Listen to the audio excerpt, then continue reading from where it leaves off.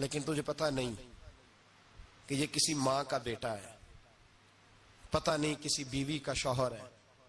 ایک ہمارے دوست ہیں، بزرگ ہیں، ان کا داماد فوت ہو گیا، نشہ کرتا تھا، تو میں تعزیت کرنے ان کے گھر پہنچا تو کھڑے ہو گئے ہاتھ باندھ کے، کہنے لگے حضرت صاحب باقی ساریاں گلاں چھڑ دیو، صرف نشے تے تقریر کریا کرو۔ وہ جب جیتا تھا تو تب بھی اس کے بچے یتیم ہی تھے، یتیم ہی تھے۔ میری بیٹی جب میرے گھر آتی تھی اور میں اپنے پوتوں کے اترے کپڑے اسے پہننے کو دیتا تھا تو میرا کلیجہ پھٹتا تھا، اور میری بیٹی اس کی زندگی میں بھی بیوہ کی زندگی گزار رہی تھی۔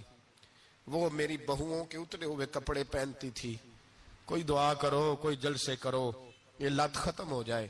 اور کہنے لگا اب میرے وہ چلا تو گیا ہے، دادا دادی اس کے پہلے کوئی نہیں، چچا ہے کوئی نہیں، جب تک تو میں زندہ ہوں ان نواسوں کو کوئی روٹی کا لقمہ، کوئی کپڑا مل جائے گا، لیکن سوچتا ہوں میں بوڑھا ہوں، مر گیا تو ان کو کوئی پوچھے گا بھی نہیں، کون ان کی خبر۔ اتنا ظلم اس قوم سے، اتنی زیادتی، اور آرام سے لکھ کر لوگ گزر گئے کہ یہ 70 لاکھ ہے، ان کا درد تو سمجھو، تکلیف تو سمجھو۔ 7 فٹ کا سونا جوان اور نشے کا عادی ہے تو کسی نالی میں پڑا ہوا ہے۔ اور میں نے کہا اس قوم کے ساتھ اس سے بڑا بھیانک مذاق کیا ہوگا۔ کوئی دانشور تھا بڑا ظالم، اس ظالم سے کوئی مشورہ لینے آیا، اس نے آ کے کہا تو بڑا ظالم ہے، بڑے کڑوے مشورے دیتا ہے، میرا ایک دشمن ہے، میں اس سے بدلہ لینا چاہتا ہوں، میرا دل کرتا ہے اس کا بچہ قتل کر دوں تاکہ وہ تڑپے۔ تو ظالم نے کہا اسے قتل نہ کر، وہ تو اس کا باپ 2-4 مہینے رو کے چپ کر جائے گا، پھر میں سخت سزا دینا چاہتا ہوں، مشورہ دے۔ تو اس نے کہا اس کے بچے کو نشے پہ لگا دے، جس کا بچہ نشہ کرے گا وہ باپ روز مرے گا، روز جیے گا، وہ ماں روز مرے جیے گی، نشے پہ لگا دے۔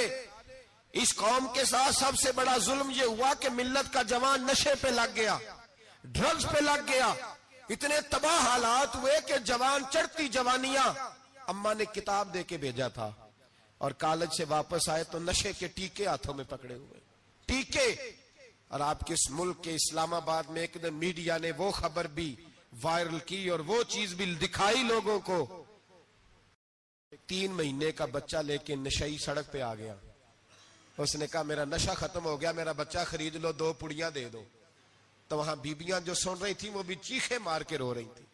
یہ ظلم کیا اس قوم کے ساتھ، اور کرپشن کی لعنت نے اجازت دی سپلائی کرنے والوں کو کہ گلی گلی بھیجے، گلی گلی۔ انہوں نے کچھ تھوڑا ظلم نہیں کیا ان حکمرانوں نے، اور ہماری اپوزیشن اس کو نہ صرف اتنا پتا ہے کہ یہ جائیں اور ہم آئیں، اس سے زیادہ کوئی غرض نہیں۔ بھائی کرپشن کے خلاف نکلے ہو تم، نشے کے خلاف کس دن نکلو گے؟ جوئے کے خلاف کس دن؟ قوم تو مر رہی ہے نشے سے، اس کے خلاف میدان میں کب آؤ گے؟ صرف اتنا ہے کہ یہ جائیں اور ہماری باری آئے، اس سے زیادہ کچھ نہیں۔ جتنے مجرم وہ ہیں اتنے ہی تم بنتے جا رہے ہو، اس لیے کہ اصل بات پر نہ وہ آتے ہیں اور نہ اصل بات پر یہ آتے۔ بھائیو، میرے نبی پاک صلی اللہ تعالی علیہ وسلم، اور ایک اور تماشا ہے، یہ میرے پہ اللہ کا یہ احسان رہا، اس لیے نہیں کہ میں پرہیزگار آدمی ہوں، نیک ہوں، اس لیے نہیں، ویسے ہی اللہ بعض اوقات اسباب بناتا ہے، سبب بناتا ہے۔ مجھے نہ شراب کے رنگ کا پتہ ہے، نہ اس کی خوشبو کا پتہ ہے، نہ میں نے کبھی زندگی میں دیکھی ہے، یہ کرم ہے میرے حضرت صاحب کا، میں نے نہیں دیکھی، مجھے نہیں پتا کیسی ہوتی ہے، کچھ باتیں میں نے سنی ہیں۔ ایک محفل میں بیٹھا تھا مجلس میں، تو ایک شخص نے کہا کھانسی نہیں جاتی بچے کی، دوسرا اس کو مشورہ دے رہا ہے، کھانسی نہیں جاتی، بڑی دوائی دیسی بھی فلاں بھی بڑی کھائی، مشورہ دیا اس کو کہ تو اس طرح کر، اس کو نا شراب کے 2-4 چمچے پلاؤ، کہتے ہیں جی اس کو نا یہ پلاؤ تو صحیح ہو جائے گی۔ تو میں نے پلٹ کے اس کی طرف دیکھا، میں نے کہا کوئی عقل کر، کیا مشورہ کرنا؟ مولانا میرا تجربہ ہے۔ میں نے کہا تیرا تجربہ افضل ہے یا رسول اللہ کا فرمان زیادہ افضل ہے؟ تیرا تجربہ افضل ہے۔ حضرت ام سلمہ رضی اللہ تعالیٰ عنہ کہتی ہے میں نے عرض کی یا رسول اللہ صلی اللہ علیہ وسلم، میری بچی بڑی بیمار ہے، تو مجھے کسی نے کہا ہے یہ تھوڑی سی نشے والی چیز ہے، یہ بنا کے تیار کر کے دو، صحیح ہو جائے گی، بیمار ہے بچی تو یہ نشے والی چیز ہے، اس کو تیار کر کے دو، تھوڑا نشہ ہے۔ اگرچہ بعض، میں نے شروع میں کہا، بعض لوگ مریض کو، سخت مریض کو ایسی ادویات جو مجبوری بن جائے اس کی گنجائش اور اجازت دیتے ہیں. محتاط علماء تو اس میں بھی بہت ساری چیزیں پہلے بیان کرتے ہیں، لیکن اس نے کہا جی نرا نشہ دینا ہے شفا کے لیے. تو حضرت ام سلمہ کہتی ہے میرے نبی پاک نے میری طرف دیکھا، میری طرف. تو میں نے کہا یا رسول اللہ آپ کیا فرمانا چاہ رہے ہیں؟ تو نبی پاک نے فرمایا ام سلمہ کبھی ناپاک چیز میں بھی شفا ہوئی ہے، کبھی ناپاک چیز میں بھی، کبھی شراب اور خمر میں بھی شفا ہو سکتی ہے. شفا رب کریم نے رکھی ہے پر شہد کے اندر رکھی ہوئی ہے، شفا اللہ نے رکھی ہے قرآن مجید میں رکھی ہوئی ہے. تو اس میں بھی کبھی یہ حضور نے بیان کیا ہے کہ اس کے اندر شفا ہو سکتی. تو امت کتنی دلیری کرتی ہے جو یہ مشورے دیتی ہے کہ اس کے اندر نشہ ہے، شراب ہے، تو کھانسی چلی جائے گی تو فلانی بیماری چلی جائے گی. نہ آؤ ان چیزوں پہ، نہ اپنے ایمان کو خرابی دو، اور نہ ایسی باتیں کرو جس سے کہ ڈائریکٹ رسول اللہ صلی اللہ علیہ وسلم کے واضح ارشادات کی مخالفت ہو. میرے نبی پاک صلی اللہ علیہ وسلم نے فرمایا. اور پھر کچھ لوگ کہتے ہیں تھوڑی پی ہے جی. اب تو میں تجزیے میں پڑھ رہا تھا کہ ایسی شراب ایجاد ہو گئی ہے، لوگ شراب پیتے ہیں اور وہ مست بھی رہتے ہیں، کار بھی چلاتے رہتے ہیں، کہتے ہیں جی نہیں ہمارا ذہن معاف نہیں ہوا تو یہ والی صحیح ہے، نشہ نہیں لاتی.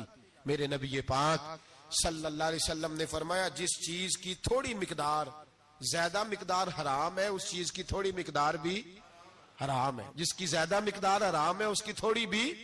تو خمر اور شراب اگر فل پینا جائز نہیں تو تھوڑی پینا بھی جائز. یہ حرام ہے اور حرام تھی اور قیامت تک حرام ہی رہے گی. میرے نبی پاک صلی اللہ علیہ وسلم نے منع کیا اور حضور نے اظہار ناپسندیدگی فرمایا. فرمایا 40 دن تو عبادت ہی قبول نہیں ہوتی شراب پینے والے جب تک سچی توبہ نہ کرے. ایک دن صحابہ بیٹھے تھے سارے، حضرت ابو بکر صدیق بھی تھے، فاروق اعظم بھی تھے، عثمان غنی بھی تھے، ڈھیر ساری تعداد تھی صحابہ کی، سارے تشریف فرما تھے. حضرت عبداللہ ابن عمر رضی اللہ تعالیٰ عنہ حدیث کے راوی ہیں اور مستدرک للحاکم کے اندر، ابن حبان کے اندر یہ روایت موجود ہے.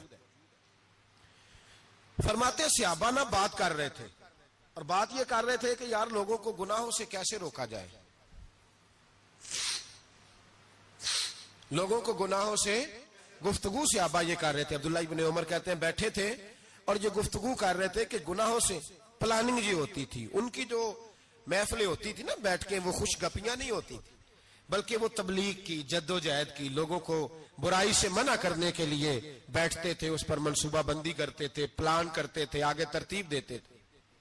گفتگو ہو رہی تھی تو اب آپس میں بات ہونے لگی کہ کون سا گناہ زیادہ برا ہے جس پر سب سے پہلے کام کیا جائے. تو دور ایک صحابی بیٹھے تھے، ان کا نام تھا عبداللہ ابن عمر. ایک عبداللہ بن عمر ہے اور ایک عبداللہ ابن عمر ہے. حضرت عبداللہ ابن عمر دور بیٹھے تھے، بڑے سمجھدار سیانے باریک بین آدمی تھے. تو حضرت عمر فاروق اپنے بیٹے سے کہنے لگے جا عبداللہ ابن عمر سے پوچھ کے آ کہ سب سے سخت گناہ کون سا ہے. توجہ ہے میرے بھائیوں، ادھر دیکھیے گا میری جانب، پوچھ کے آ کہ سخت گناہ کون سا ہے.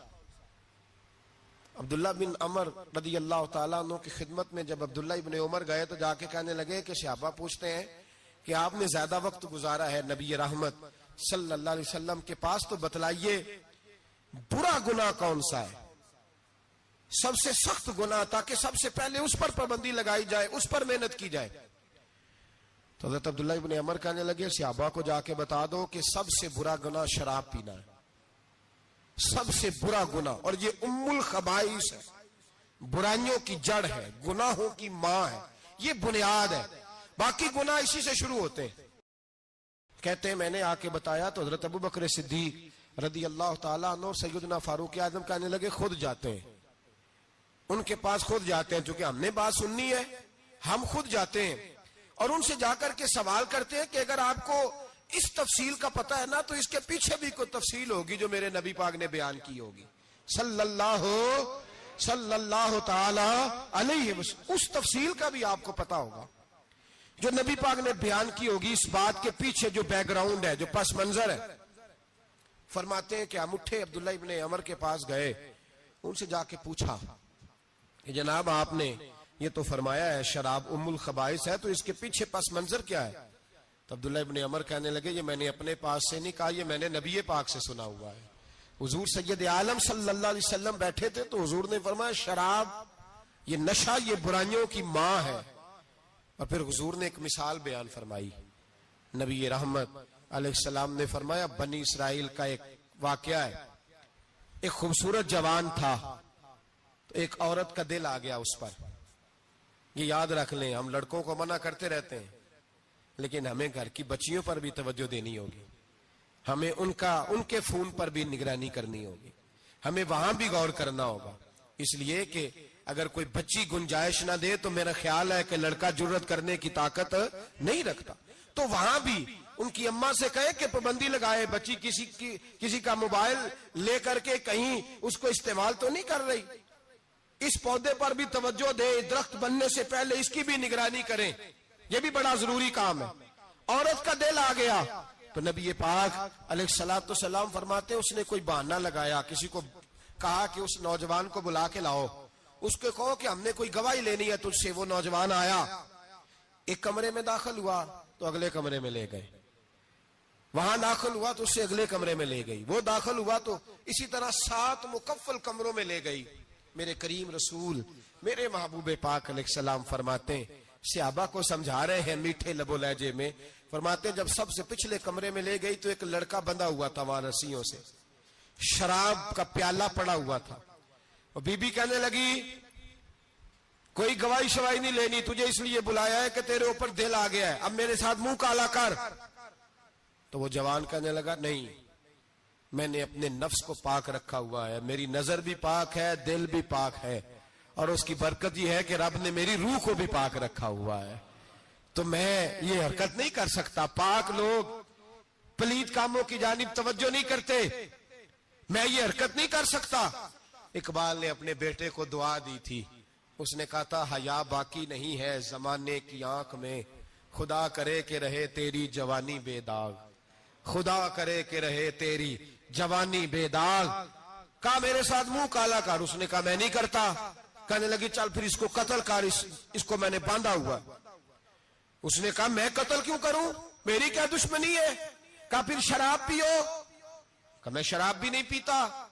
تو کہنے لگی اب تو میں نے تجھے اپنے چنگل میں پھانس لیا ہے, اب تو یہاں سے بچ کے جا نہیں سکتا, اور اگر تو باہر جائے گا تو میں شور کروں گی, لوگ جمع کروں گی, اس نے میری عزت آبرو پہ ہاتھ ڈالا ہے, تو بچ تو نہیں سکتا, ایک کام تو کرنا پڑے گا. محبوب فرماتے ہیں اس نوجوان نے سوچا کہ زنا بھی بہت بڑا جرم ہے, قتل بھی بہت بڑا گناہ ہے, چلو اب مجبوری ہے تو شراب پی لیتا ہوں. لیکن وہ سمجھا نہ کہ شراب تو بنیاد ہے. اس نے ایک پیالہ جو پیا, کہنے لگا ایک اور دے دو. دوسرا پیا تو کہنے لگا ایک اور دے دو. اب 3 پیالے 3 بوتلیں شراب جو پی چکا تو خماری چڑھ گئی. اب اس عورت کے قریب جانے لگا کہ میں تیرے ساتھ زنا کروں گا. اس نے کہا جب تک میں قریب نہیں آنے دوں گی جب تک تو اسے قتل نہ کرے. اس نے اسے قتل بھی کیا, زنا بھی کیا. تو محبوب فرمانے لگے یہ قتل اور زنا جو ہوا ہے تو یہ شراب کی وجہ سے ہوا ہے. گویا شراب وہ جرم ہے جو قتل بھی کرائے گی, جو زنا بھی کرائے گی. اور اگر آپ نشئی کو دیکھیں, اگر آپ شرابی کو دیکھیں تو کیا وہ ڈکیتیاں نہیں کرتا پھرتا, وہ چوریاں نہیں کرتا, وہ اپنی ہی ماں کا زیور نہیں بیچ آتا, وہ اپنی ہی بہن کا پڑا ہوا جہیز نہیں بیچ آتا, وہ اپنے ہی گھر میں ڈاکے نہیں ڈالتا, وہ اللہ کے گھر مسجد میں آ کر کے چوری نہیں کرتا. وہ صرف اس لیے کرتا ہے کہ یہ نشہ, یہ شراب, یہ ماں ہے گناہوں کی, یہ جڑ ہے. ملت کے لوگوں یاد رکھو, اس امت, اس پاکستان کے ساتھ جہاں بہت سارے ظلم ہوئے, وہاں بڑا ظلم یہ ہے کہ بہت بڑا طبقہ جوانوں کا نشے کا عادی ہے. وہ نشہ انہیں عشق مجازی اور عورتوں کے عشق کی جانب لا رہا ہے. وہ نشہ چوریاں کرا رہا ہے, قتل کرا رہا ہے, ڈکیتیاں کرا رہا ہے. بہت بڑے ظالموں نے بہت بڑے ہاؤس بنائے ہوئے ہیں جن کے اندر شراب فراہم کی جاتی ہے, نشہ دیا جاتا ہے.